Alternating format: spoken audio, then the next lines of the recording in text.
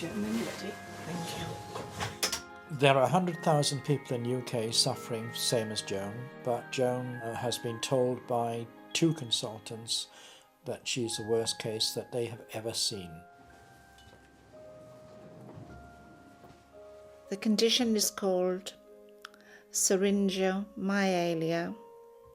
I also have arachnoiditis and my spinal cord is bulging, and this is what limits my movement. And they've put tubes or shunts into the bottom of my brain just to keep the spinal fluid moving. We now have a person who, since 1997, has progressively become an incomplete tetraplegic. And unfortunately, the illness she has is incurable and is progressive. If there weren't people like my carers, how would I cope? And sometimes I think, gosh, this is quite a doddle. Somebody's bathing me, they're wrapping me in warm towels, but my fatigue levels are zilch, really. I get tired very easily. And it's boring. It is boring.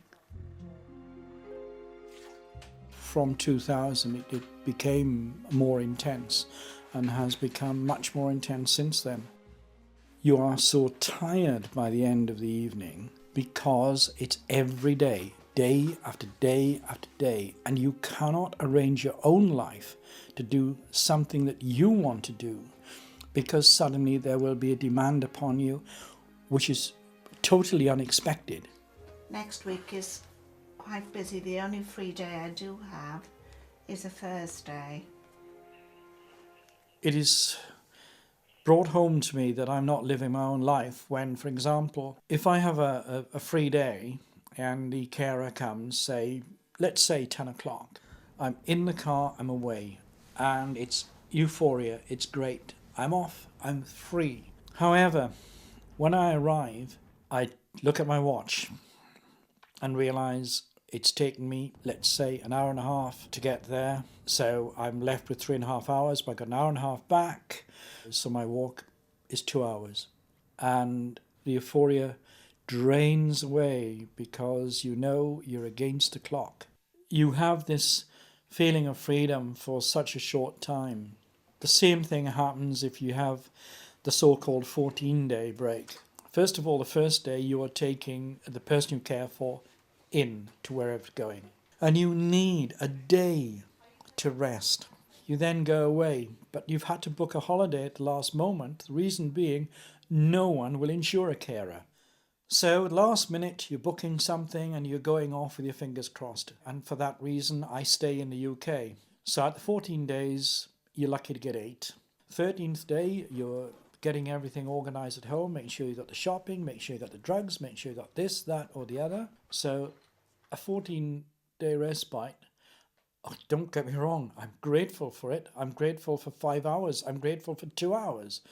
But then you've got to think of the impact on Joan. What would happen if she had to stay in, away from home for that time? How would it affect her? So I have to weigh up my own consideration against the emotional and psychological consideration for Joan. She doesn't really want to go into respite, but will do it if it means a break for us.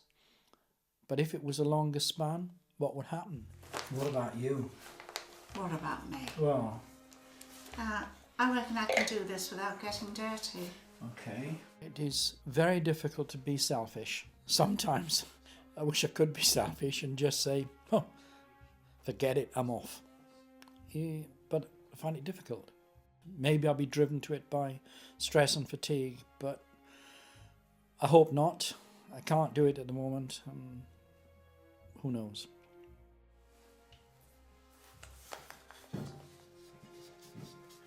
It is very important to me to have all my things about me, my treasures, and I hope I can go on living here.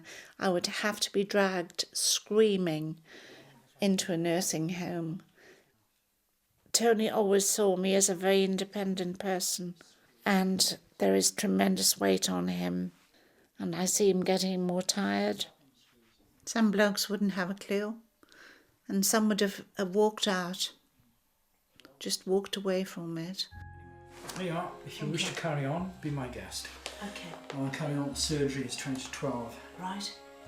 Right? Yep. This is a friendly thing to do. Nothing to do with the physical side of anything. He's doing a very kind thing and being very kind. He's not getting the care that I'm getting. I carry a mobile phone at all times. If on the 1 hour a week I go up to the pub, I carry a mobile phone. If I go to the top of the garden, I carry a house phone. I am never off duty.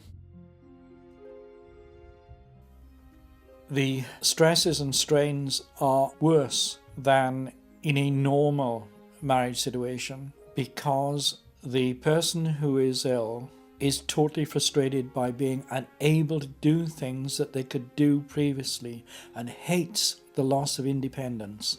And it drives home the realization of the immobility. And as a result of this, yes, we will shout at each other. And the best thing I can do is leave the room, calm down. Fortunately, this is forgotten quickly, and I mean quickly. In fact, more quickly than when we were younger, when we would hold a grudge for some time. It seems to pass more. I suppose it's because we realise the situation we're in. This is the kind of thing that makes everything else difficult, isn't it? With all the meetings, hospital appointments we have to have. It means that you can't do things, so they back up. The other problem, of course, is your own health, physically, because it's deteriorating. I mean, in my case, I had a hernia operation, came out of the hernia operation at 4 o'clock in the afternoon, was told to go home at 5 o'clock, came home here, and immediately I had to care for my wife. The fact that I had a new scar and stitches had nothing to do with it. I had to get on with the job. There wasn't anybody else. It's difficult.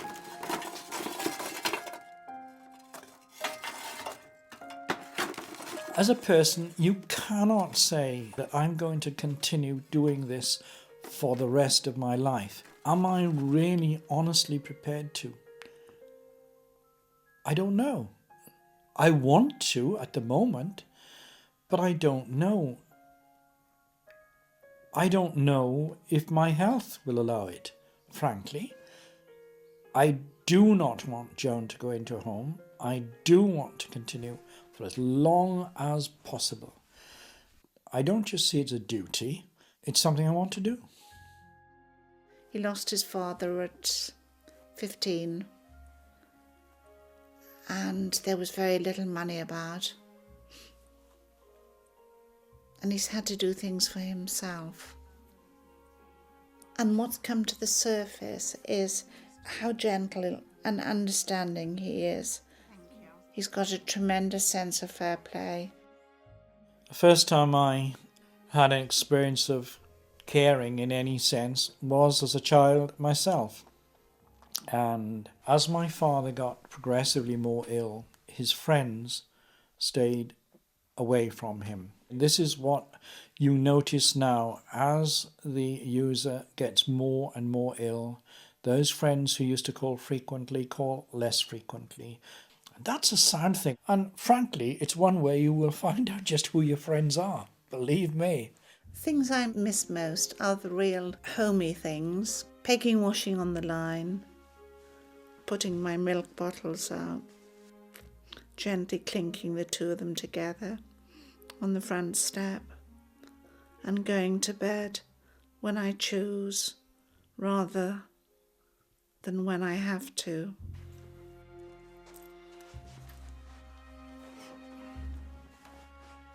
And when I read, I become part of the book, and so I'm in a different world. So that's how I relax. So all I'm saying is, if you're a carer, you've got to find something that suits you, that can enable you to switch off. You may make bread Not using a bread maker because that's cheating, but just making ordinary bread, because when you're kneading it, pulling it into position, when you're stirring it round, it's the only thing you can do is actually watch that, or it's spoiled. Only thing you can do is concentrate on what you're doing at that time. Make sure that you've got a part of the day which is yours. Make sure that the person you're caring for knows. And it doesn't have to be the same time every day. And that's the other thing. Do your own thing at different times during the day. Make sure that your own life, what little there is of it left, those little spans in between are not routine, because you've got enough routine with the person you're caring for. There's a fixed routine there that you cannot avoid. But there's those little bits in between where you can say, maybe I'll go and dig a patch in the garden. Maybe I'll go and plant some lettuce. Maybe. Just make sure that you're doing something different times, that you're not becoming a robot. Essential.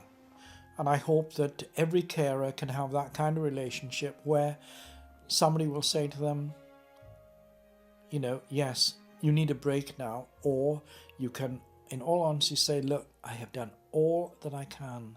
I can do no more. At the moment, I've reached saturation. I'm tired. I've got to stop. And they will let you stop. Can you have a coffee then? Yes, I'll put it on. Fortunately, Joan's quite a character, and she can laugh at a lot of things that are hard. Yes, she gets distressed, but she's got a strong character as well. She also has a very strong sense of humour.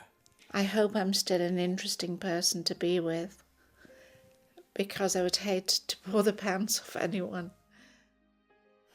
When I look at carers in that world outside, I think I'm lucky. I think Joan's unlucky, but I think I'm lucky.